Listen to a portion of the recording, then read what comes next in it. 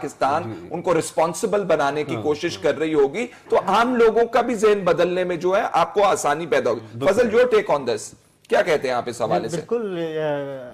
100% agree with you, کیونکہ یہاں پہ جب سوشل سیکیورٹی کی بات آ جاتی ہے تو یہ تو اسٹیٹ کا کام ہے, اور سرٹن اسٹیٹ کے ساتھ ساتھ پھر جو بھی مطلب سول سوسائٹی کے ادارے ہیں, اور گھر سے تو سٹارٹ ہو جاتا ہے. سرٹن باتیں تو ہو گئی یہاں پہ, انہوں نے بھی بتا دیا, عائشہ صاحبہ نے بھی اور محترم نے بھی. پھر اس کے بعد گھر کے بعد جو سول سوسائٹی کے ادارے, اگر ہم باٹم اپ اپروچ لے لیں, گھر سے پھر جو ہے نا معاشرے میں جو مطلب جو سول سوسائٹی کے ادارے ہیں جو بھی ہے, پھر اس کے بعد یا ایون پرائیویٹ ہے, پھر پبلک سیکٹر کے جو ادارے ہیں, یہ سب نے مل کے اوپر جانا. لیکن امپلیمنٹیشن کا 100% ایگری کہ یہ نہیں ہو رہا ہے, اور یہ اسٹیٹ کا کام ہے.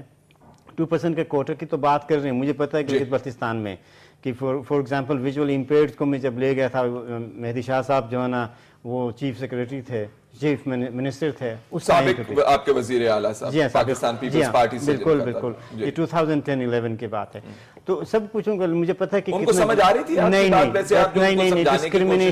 ڈسکریمنیشن زیادہ ہو گئی اس کے باوجود بھی. ہم نے تو مطلب ان کو یہاں تک مطلب وہ ایک پروگرام میں ڈیزگنیٹڈ تھے, وہ اور وزیر بیگ صاحب جو سابق اسپیکر اور سابق چیف منسٹر, تو ایک پروگرام وہاں پہ ہوا تھا, تو وہاں پہ ایک چیف گیسٹ اور ایک کو پریزائڈ کریے, تو وہاں پہ اس طرح سے باتیں ہو گئی. تو بس وہ باتیں تو باتوں کے حد تک ٹھیک ہے, لیکن امپلیمنٹیشن میں کوئی نہیں ہوا. اچھا, انٹرسٹنگ بات یہ ہے کہ گلگت بلتستان میں ابھی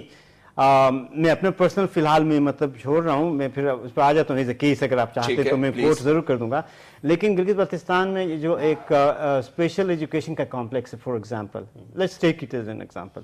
وہاں پہ اب میں مجھے یہ سمجھ میں نہیں آ رہی ہے کہ یہاں ابھی کا جو چیف منسٹر صاحب ہیں حفیظ الرحمان صاحب, تو وہ تو مطلب انہوں نے کس بنا پہ جو وہاں پہ ہاسٹل تھی ان کے معذور افراد کے لیے کمپلیکس, وہ نیب